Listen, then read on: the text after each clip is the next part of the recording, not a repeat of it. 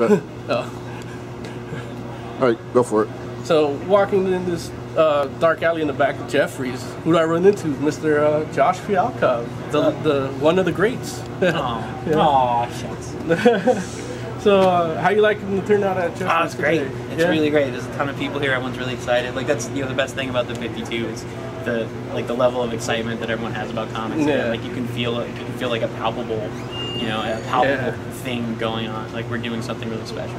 Yeah, I actually got a chance to stand out in the line. Instead of just coming in early, I stood out for about a half hour and kind of talked to the public about a lot of these people. Just they came in here for Yu-Gi-Oh cards and Pokemon cards, and the new 52 got them.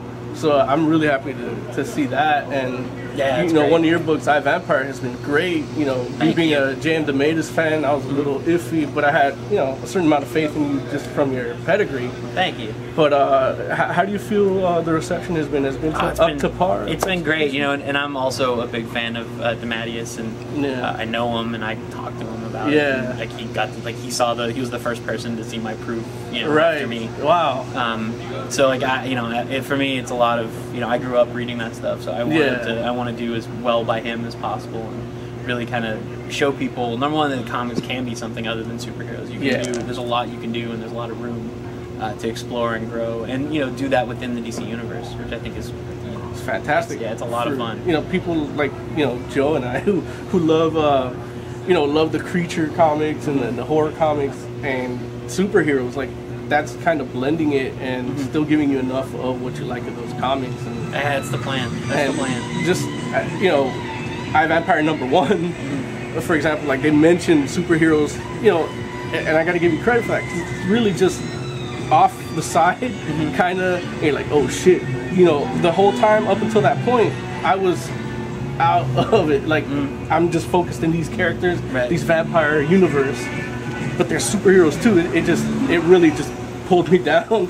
I'm like, oh wow, this is gonna be something good. I you probably can't say much, but what kind of cool stuff you have planned? We got issue 4 that comes out in a couple weeks. Is John Constantine shows up. Okay. And that kind of kicks off. There's a bit of back and forth between I Vampire and Justice League Dark. Oh, okay. So I get to play with those characters a bit. We have Batman coming up in 5 and 6. So it's been fun to kind of merge. To do what you're saying, like to merge the cool hard horror comics with the actual superheroes and the characters everybody loves. And I look at it as it's a gateway, right? Like so the hope is that people who like vampire comics and horror comics are going to read it and then realize like, oh, there's all these other characters, there's all these other books out there that they might be different in terms of tone, but they're sort of in the same world, and they have something good to say too, something meaningful, and that these characters are still relevant and they still matter. Wow. When you bring in these other characters from the universe, like for example Justice League Dark and Batman, Constantine, do you actually talk to the writers of those individual books and see what you can do? Yeah, they coordinate. I mean, the editorial coordinates everything. Okay. But Pete Milligan and I talked at length about what we wanted to do with each other and how to kind of make the book work, and we go back and forth on outlines and on scripts. And, so the trick is to try and preserve what's going on in my book and what's going on in his book, to kind of merge them into something that makes both books better at the end of the day. And you deal with vampires a lot in your book, I Vampire. But there's things that have become, I guess, modern folklore thanks to like comics and movies. Do you ever run into something that probably has been done before, or? Yeah, I mean that's the trick, is finding like how do I say something original while honoring what's come before, and also while not stepping on the toes of all the other amazing books that are going on right now. And it helps, like I'm friends with Scott Snyder, I'm friends with Steve Niles. I read and love the Buffy and Angel comics, so it's like finding our story, and a story that's true to our characters while also not stepping on the toes of those around us. How much research do you put into, aside, because I mean there's stuff that you're a fan of, but I'm sure there's stuff that you probably just look up.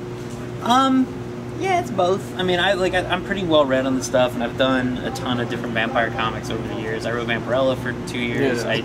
I've done a couple of like vampire romance novels that I've adapted into comics form. So like I've been around that stuff, and then I'm a fan. I'm a fan of horror movies, and that stuff's in my blood, and it's always been in my blood. So I'm pretty good, and you know, I've read Dracula obviously multiple times, and love it. And so for me, you know, what I wanted to do is I wanted to take the kind of classic Stoker, you know, mythology for Dracula, and expand it and kind of, you know, grow it into something that, number one, works with superheroes, but also, you know, something that that has rules, but those rules can change, and you're never quite sure, you know, just what they are. What's the toughest thing to do in a world where vampires exist, monsters exist, and superheroes? Well, that was one of the things, is making the vampires a big enough threat. So, you know, that's part of why I went to the Dracula stuff, is by giving them, you know, they can turn to mist and they can turn into wolves and bats and all that stuff. So it makes them stronger and it makes them more powerful. So they're sort of, it's more of an even matchup. Although I look forward to the issue where Superman shows up and just opens his eyes and everyone's like, well, that was it. Fun while it lasted, folks. You're also working on Last of the Greats, which is like your baby. That's your creator-owned project. It is indeed. How's, you know, you're working on both simultaneously, I assume, right? Mm-hmm. So how much time or effort, or how I like to say, where do you shoot your good load? You know? I mean, that's sort of the trick, is it has to be a balance between the two, and so they're very different books, and so they're sort of using different muscles, but at the same time, both of them, I think, have the DNA of what I do. You know, like each one is at its core, you know, my book and my tone and my vision. So it's interesting, and you get to kind of explore. You know, both have sort of a weird, you know, not even political, but sort of like a socio-political bent to them. And so I get to explore that stuff, and it's fun because I get to do stuff in Last of the Greats that I can never do, you know, working on someone else's dime. Yeah. So, and that's what's great about creator-owned comics, is that you're free, and it's really, I'm telling my story how I want to tell it. If I want to kill characters off, I can kill them off. If I want, you know, if I want random crazy, if I want my main character to have sex with Oprah, I can do that. Which you know, and that's teasing on the cover. I just saw I haven't read number 3, and I saw the cover, and it's like, does that say Oprah? It does. No, not if they're trying to sue me. Well, look, I'm the one claiming that, so she can come after me. She can get my credit card debt. Finally. I bet she was thinking to herself, I don't have enough credit card debt from some random guy in Southern California. Yeah, not that random.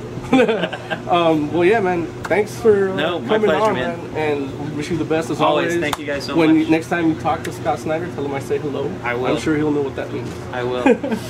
Thanks. Thank you.